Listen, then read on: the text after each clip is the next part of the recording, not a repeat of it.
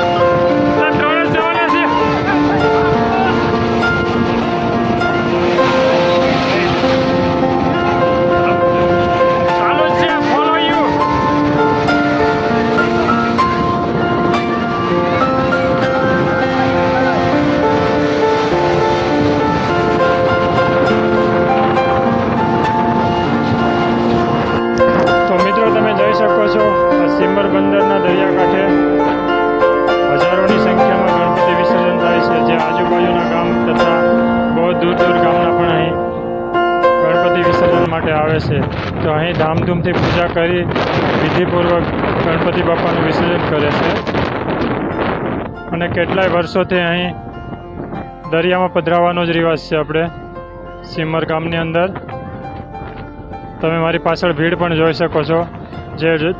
જેટલું દરિયાની અંદર છે એટલું જ દરિયાની બહાર પણ છે, જોઈ શકો છો તમે. અને હજુ તો શરૂઆત છે, હજુ તો ગણપતિ આવવાના ચાલુ જ છે. તમે ફરતી બાજુ જોઈ શકો છો મારી. જે ટ્રેક્ટર, રિક્ષા, 4 વ્હીલ, બોલેરો તેમજ ધામધૂમથી ડીજે સાથે લઈને આવે છે અહીં. તો મિત્રો, વિડીયો પૂરો જોજો. વિડીયોને લાઈક કરજો, શેર કરજો, કોમેન્ટ કરજો. અને તમારા ગામમાં કોઈ પણ એવું સ્થળ હોય જે ઐતિહાસિક હોય તો મારો કોન્ટેક કરજો. હું એના વિશે પણ વિડીયો જરૂર બનાવીશ. અને મારી આ ચેનલ મારી બેબીના નામે માહિકબા વ્લોગ નામની છે, તો એને સબસ્ક્રાઈબ કરવાનું ભૂલતા નહીં મિત્રો. જય માતાજી, શ્રી ગણેશાય નમઃ.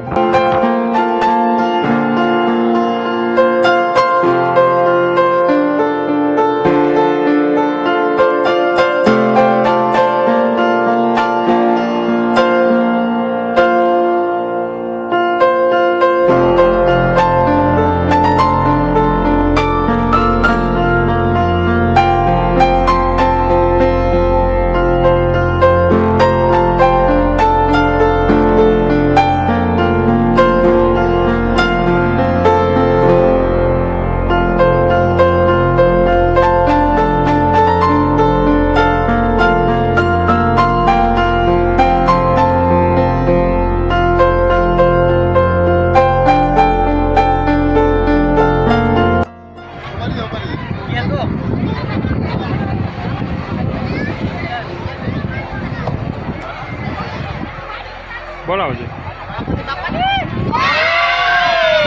બોલો ગણપતિ બાપાની.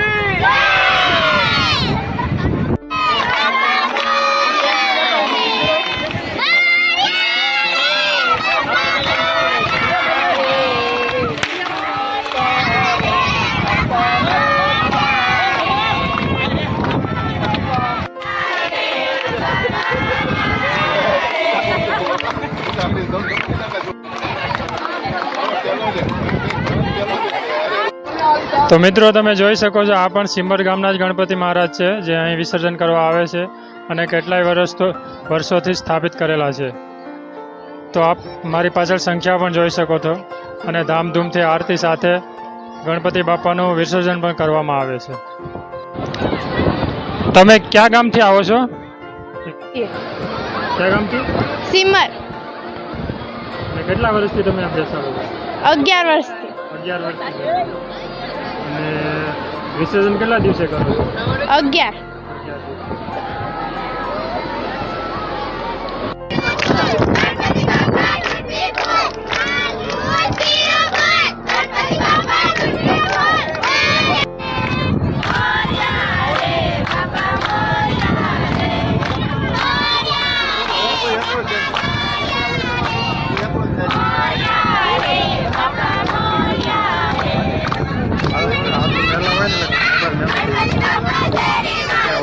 તરફથી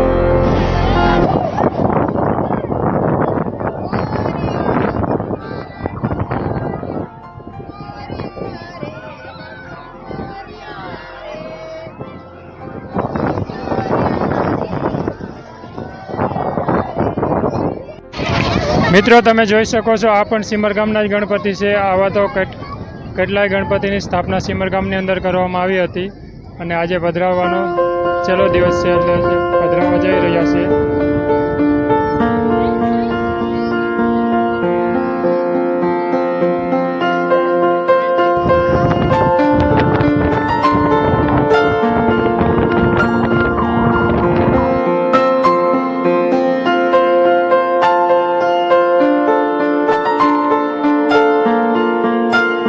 મિત્રો તમે જોઈ શકો છો નાનું બાળ પણ ગણેશજીને કેવો વાલ કરી રહ્યું છે.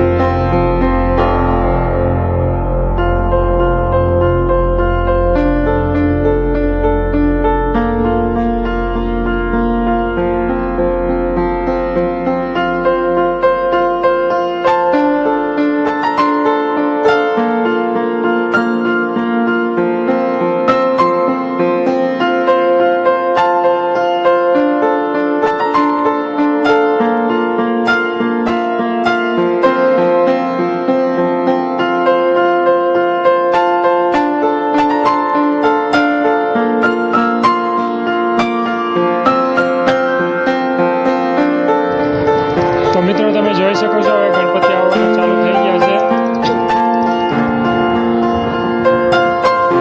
જેમ બને એમ પબ્લિક પણ વધતું જાય છે અને ગણપતિ બાપા મોર્યાના નામથી આખો દરિયો ગુંજી ઉઠ્યો છે. સિમર ધામ પણ ગણપતિ બાપા નામથી ગુંજી ઉઠ્યું છે. તો તમે જોઈ શકો છો હવે ગણપતિ સવારમાં આવી ગયા પ્લસ બપોર પછી જે આવવાના ચાલુ થયા છે તે હવે કન્ટિન્યુ ચાલુ જ રહેશે.